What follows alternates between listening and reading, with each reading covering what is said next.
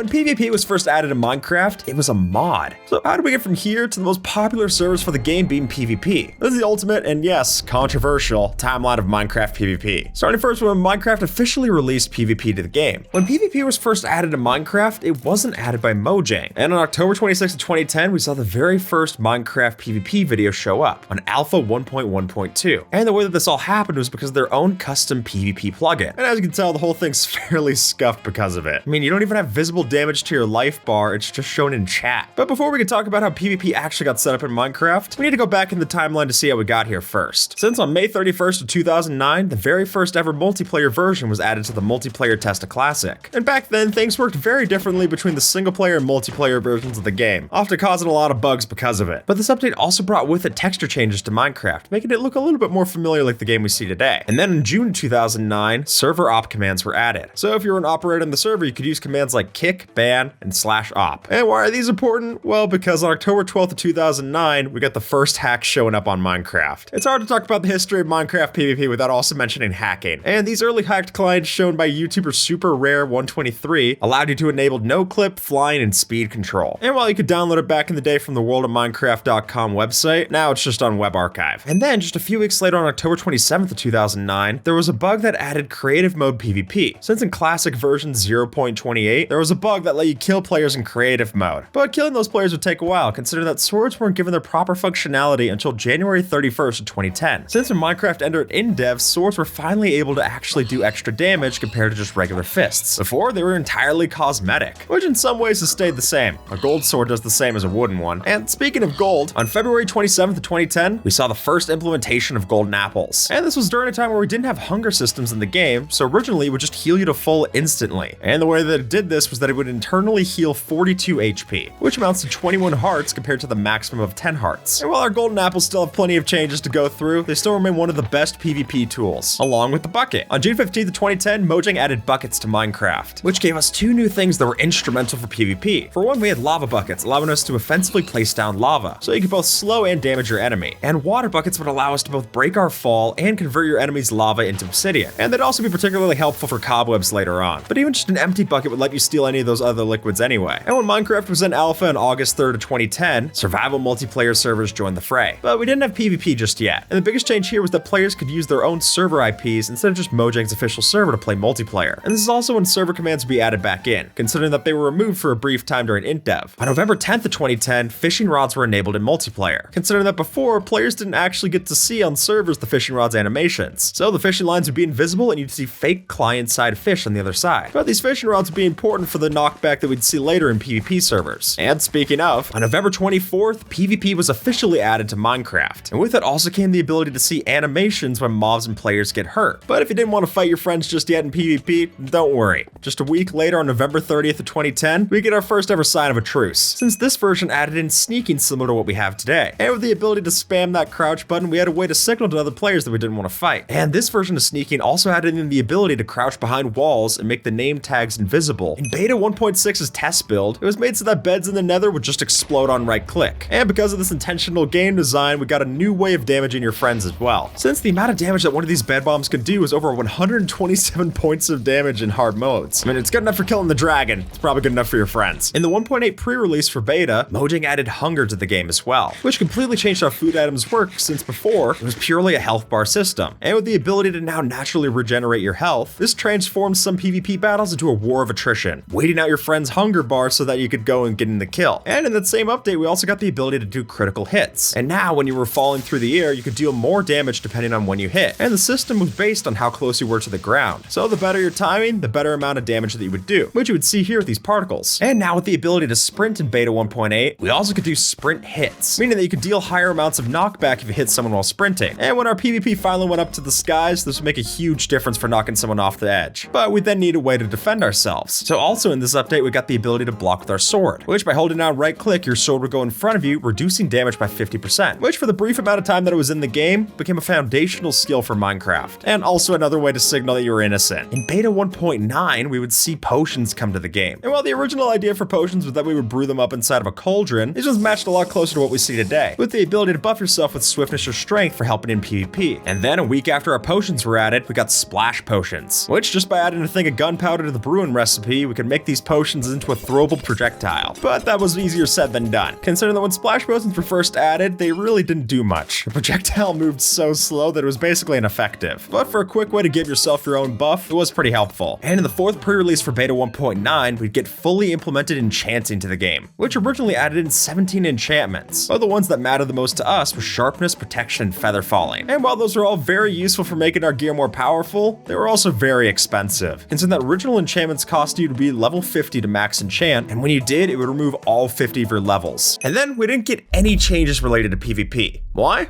Well, Minecraft was busy getting released. But the full release didn't mean that we were done with enchantments. Our bows got enchantments as well, now giving us power, punch, infinity, and flame. And power made figuring out the damage of your bows even more confusing, considering that the way that Minecraft calculates arrow damage is because of speed. That's the whole reason this TNT arrow cannon works. And in that same update, our golden apples got their first recipe change, with the original golden apple changed to only need golden nuggets instead of golden blocks, as well as the addition of the then called notch apple, or the enchanted golden apple that we know today. And those golden apples would be particularly useful for ultra hardcore, which on February 22nd, 2012, Minecraft did its first ever season. And what's ultra hardcore? Well, it's regular PvP, except everyone has one life and there's no natural regeneration. And usually it was set up in a vanilla seed with a world border, so you'd need both PvP and regular survival skills to be able to win, with the golden apples that we got early in the game being one of the only ways to regenerate ourselves early on. And then on April 17th of 2012, the survival games hit YouTube, which because of the Hunger Games craze around the time was a map made by Variety where players would spawn around the cornucopia and then wait to get all of their stuff in a battle royale setting. And while this original game featured a lot of popular YouTubers that we'd still see today, it also began the beginning of the rivalry between Captain Sparkles and Ant Venom. I'm sure Jordan wishes he had a golden apple. On May 24th of 2012, we now could see absorption hearts coming off with our golden apples, as well as the enchanted golden apple giving us regeneration 4, resistance, and later on, fire resistance would be added to the enchanted golden apple as well. And at this point, they're still craftable. Enjoy it while it lasts. On July 29th of 2012, the Walls was introduced, and this map by Hypixel was a popular PvP minigame where all of the players were split up into 4 different sections and only given a limited amount of time before the walls collapse. And then once they did, it was a free-for-all. Go and attack the other teams and see who wins. And it'd be because of maps like this that Hypixel would eventually make the servers that actually allowed players to play these, along with their other adventure maps, thereby creating Minecraft's most popular server. On September 28th of 2012, Bed Wars was first created by Exumavoid, who you might know for his other Hermitcraft videos. But the original concept wasn't called Bed Wars, but instead Cube Control. And the idea here was that there's cubes containing different resources floating around the void, while 2 opposing teams each rushed over with their own items. And then later that year, we'd see this concept simplified into a game mode called Rush, and in all of the concepts, it was all based around destroying the other team's bed and then killing the remaining players. And unsurprisingly, this game mode will also inspire Sky Wars as well, because, I mean, it took place in the sky. On December 7th of 2012, we could now obtain cobwebs, at least in survival, since if you had a pair of silk touch shears, you could actually go and grab one of these and place them down, making it even easier to trap other players, whether in traps or just in regular PvP. And our traps got even easier than that with the help of TNT minecarts, which were huge for trapping because they would explode immediately on impact, making it a lot more deadly than just a regular block of TNT. And we could also stack multiple into the same place, keeping a small footprint for a very large explosion. And then later on we see it get used in minecart PvP, since by strategically placing one of these down and then hitting it with a flame arrow, you could easily kill one of your friends in a quick explosion. The first documented video showing off the speed difference between different bridging techniques was on March 17th of 2013. And in this video, YouTube's absolute psychopath, great name, showed how much faster you could move just by strafing instead of building back behind yourself absolutely. And the reason for this is that strafing moves at a slightly different speed than just regularly walking forward or backward. And for all of our floating game modes like Bed Wars, this was indispensable. On June 7th of 2013, we got another golden apple rebalance, and now our golden apples would cost ingots instead of the nuggets. And also, unfortunately with this, regeneration just got worse as a whole. Now, all regeneration status effects were nerfed by 50%, which still somehow isn't the only bad news for the golden apple. But that wouldn't happen until 2015. And still in 2013, we saw the Race for the Wool. This was a challenge map that was made by Vex, who also made the Super Hostile series and Capture the Monument. And the idea here was that we had 2 teams in opposing lanes, each racing to the end of their respective spot. But the way that you would PvP was that you would shoot over arrows to the other side to hinder the other team's performance. And one of the very first places we saw this get popularized was with the Yogscast playing it. It worked well for them. They had a lot of different people in the Yogscast you could easily split up into teams. On November 7th of 2013, 2015, the oldest Rod PvP tutorial showed up on YouTube, which Rod PvP maybe isn't the best name, but the idea behind this was that we could use our fishing rods to now attack other players and get combos. Because if you knocked a player into the air using a fishing rod, then it was easier to hit them and simultaneously make it harder for them to hit you back. So by holding around a fishing rod, you could easily start one of these combos to do a lot of damage, especially since it's back in the time where we were able to spam click. On June 14th of 2015, Skywars was added to Hypixel, which would become one of the most popular ways to play PvP along the server. And the idea here was that everyone would spawn on their own island, and you would have to jump across to go get other resources and get the kills from other players. This is also when we saw a lot of Hypixel YouTubers start to show up. In 2015, Mojang changed Minecraft PvP with one update. The community hated it. The new combat update came to Minecraft, first seen in snapshot 15W33C. And this radical change to PvP meant that there was no longer sword blocking, instead replaced with shields. And while we could offhand different items and weapons, the most unfortunate change was that different weapons now had attack cooldowns, completely removing spam clicking as a viable option. And to show you just how controversial this change is, a lot of servers are still anchored to 1.8.9 because they don't want to roll forward to this. The community even made a system to let you play on modern versions of Minecraft and still play on these servers with the old rules. It's a post-combat update world, folks, but we still have a lot of changes to get through, such as 1 week later, we would get sweep attacks added in Minecraft in snapshot 15W34C. And now our swords to do a sweep attack, allowing us to do damage to multiple entities when attacking with a fully charged swing, which would then be the basis for the sweeping edge enchantment, but we'd only ever see that on Java, even to this day. And in that same snapshot, we saw the damage rework happen, since now all tools had their damage and attack speeds reworked, which is notable because now axes became one of the highest tier weapons in the game. Stranger still is that different kinds of axes all do the same amount of damage at 9 damage, but the attack speed changes if you go up in tiers, whereas something like the hoe has the fastest attack speed but the lowest amount of damage. And with this, we also saw the ability for axes to completely nullify someone's shield, since if someone was blocking you with your shield and you hit them with an axe, that would disable their shield even if they still had it. And while originally this was only a rare chance of happening, scaling with the amount of efficiency enchantment you had, we'd see a buff for it later come in 2016. At this point, ender pearls have been stable for getting away from other players quickly, but now in the same snapshot they were made so that they have a cooldown, so you couldn't just easily get a quick getaway. And 2 snapshots later, we'd see fishing rod PvP removal, since now our fishing rods no longer apply knockback, making it a lot less likely you're going to see these pop up in any kind of supply chests. On September 10th of 2015, our enchanted golden apples were majorly nerfed, with our max regeneration going down to regeneration 2, but as a way to offset this, the absorption was changed from level 1 to level 4. So we had more hearts, we just couldn't regen them. We would get new regen though, just not for our health bars, since now we could add mending enchantments to our armor. And with it, we entered into a new era of durability PvP. Since now if you're playing in the late game where everyone has good armor, the way that we'd likely have to win was by draining other people's armor durability. But now with mending, if a player has a bottle of enchanting, you can quickly repair their own armor and lengthen up the fight. And on October 28th of 2015, the enchanted golden apples were now no longer craftable, which made them a lot rarer, and also made it a premium loot item for PvP, since now they were only something that you could find rarely in different kinds of chests underground. On October 30th of 2015, as a way to respawn the Ender Dragon, we got craftable end crystals. And with this new recipe, it also had the side effect of giving us a way to place down end crystals for a lot of damage, since you could place these down for high damage explosions in any dimension. So as long as we had obsidian, we had a way to do a lot of damage. And if you thought you were going to use a shield to survive from one of these, think again, since this change to axes made it so that now we could disable your shields by using an axe crit, now allowing us to have a 100% chance to disable shields with any axe that you use. On September 28th of 2016, the Totem of Undying was first added to Minecraft, and it looked like this, which to me looks more like a peeled banana than any kind of totem that we see nowadays. But the use was still the same, allowing you to revive and heal the player upon death. And because they were originally a lot rare before we had raids, these became an incredibly valuable item to use. But this also made it more important to break your opponent's armor, since if you did that before killing them, then even if they did come back to life, you could easily just kill them again. On October 24th of 2018, crossbows were added in snapshot 18W43A, which while they took a while to load, because we could load them up with a preloaded shot, you could easily stack a bunch of these in your hotbar to use them as different amounts of pre-set up weapons. We also had the ability to use these as firework rocket launchers, which based on the amount of firework stars they would add to the firework, could do a whole bunch of burst damage to anyone, even strangely enough Endermen, even though they're a projectile. In snapshot 18W47A, we got renewable totems through the way of illager raids, since now we had a reliable way to kill evokers to get ourselves the totems. And with the help of shulker boxes, you could stack up a whole bunch of these and then just pop them out during the fight. On June 24th of 2019, when Minecraft was starting to come back, we got Minecraft Monday Week 1, which was a big deal as a PvP focused tournament that actually had real cash prizes. And it wasn't just big Minecraft YouTubers who were playing on here, but even just big names in general like PewDiePie and Ninja showed up. And with that became a way for Technoblade to make a name for himself himself as well, since because he was so good at the game, he was able to kill all of these players streaming and take his place as a Minecraft legend by getting blood for the blood god. But unfortunately, after server issues, it was shut down with the last event happening on October 7th of 2019. In the 1.14.3 combat test, we saw the new experimental combat snapshots show up. Clearly, Mojang knew that the community wasn't just happy with the combat update alone, so the idea here was to expand upon it, and they were only released exclusively on Reddit by Jeb himself. While some of the features here still aren't fully implemented, we would see some features that are now in the game early showed off, like the attack reach attribute, allowing different weapons to hit players from further away, and the amount of player momentum that you had adding to the thrown projectile, meaning if you were moving, you could get your ender pearl to throw even further. And after seeing the rise and fall of Minecraft Mondays, we'd see Minecraft Championships take its place, with the first event happening on November 17th of 2019. And basically, this was just carrying the torch, since a lot of Minecraft Monday regular players actually showed up for this as well. But here the games would be really unique, with not every minigame just being explicitly PvP, and as such, they could have different kinds of Minecraft YouTubers showing up here, helping the event get even more popular. In the snapshots for 1.16, Minecraft added netherite, which broke the mold by giving us a new form of armor that was stronger than our actual diamonds. And it wasn't just basic stat increases, since netherite also had minor buffs across the board, including things like knockback resistance for the armor. And so if you're playing PvP in the end game, this became the new standard. On July 8th of 2020, our totems now got the ability to give us fire resistance. And so if you were dying from something like a lava bucket or fire aspect, the totem would at least make sure that you weren't going to die to it again when you respawned. On August 29th of 2020, two of the biggest PvP Minecraft YouTubers went head to head, Dream versus Technoblade, with Mr. Beast putting together the whole thing and giving a $100,000 cash prize. And because of the names involved, you can imagine that it got millions of views, with Technoblade also winning and then giving a detailed analysis on how he won. On October 26th of 2022, Mojang fixed a bug with shields, now allowing players to block end crystal explosions, which made a huge change from before, since that bug existed from 1.15.2 all the way until 1.19.2. On March 14th of 2024, we got our first new weapon added to Minecraft in years. The mace came to the game, and with it we also had new ways to deal a lot of damage, because the way that the mace applies damage is because of how far you fell when you do it. And so by dropping in with an elytra, you could do a smash attack mid-combat. That one combined with density allowed a lot of damage to happen at once, also giving us the Minecraft advancement overkill. I mean, you could one-shot the wither with one of these things. It's pretty powerful. And how about that, we saw wind charges come to the game on snapshot 24W11A. So with these, players now had new ways to parkour, allowing you to easily jump into trees, cliffs, or off higher ledges. And while that not only helped out to set up our combat with the mace, we could also disrupt the enemy player's position. And one technique that's particularly useful to mention is that by throwing a wind charge straight up and then an ender pearl to collide with that wind charge, that would allow the player to teleport midair instantly and then set yourself up for a mace attack up there. On July 27th of 2024, Minecraft Championships came to the real game. Since it's a direct collaboration between Nox Crew and Mojang, they made the Ender Cup, a celebration of Minecraft's 15th anniversary. And with that Bedrock Edition collab event, we also got the ability to get ourselves the 15-year anniversary cape. On October 19th of 2024, we saw this tactic come from Reddit, which is that if you stack 5 minecarts on top of each other, they'll perpetually move forward. But because of that, they also stack momentum, meaning that we could use an arrow for a one-shot. You basically turn yourself into that TNT arrow cannon that we saw earlier. And in May 6th of 2025, there were tweaks that were made to allow for easier cart PvP. While this seemed like a small change on the surface, what it actually did was make projectiles more precise when closer to the shooter. And so if a player lights off a fire and then shoots a crossbow at a TNT minecart, then even without enchantments, you could easily deal a lot of damage with the TNT minecart very fast, adding to what was known as cart PvP. And on October 9th of 2025, the spear was added to Minecraft. And with the spear came another way to deal a lot of damage in strange ways from our swords. Kind of like the mace, you did more damage at higher speeds. And also we had a higher attack range from other weapons. And so by building up speed with something like the lunge enchantment, you could easily one-shot people just by turning yourself into a missile. It's really cool to see. And with that, folks, YouTube thinks that you might like this video. So see if they're right and have a good one, all right?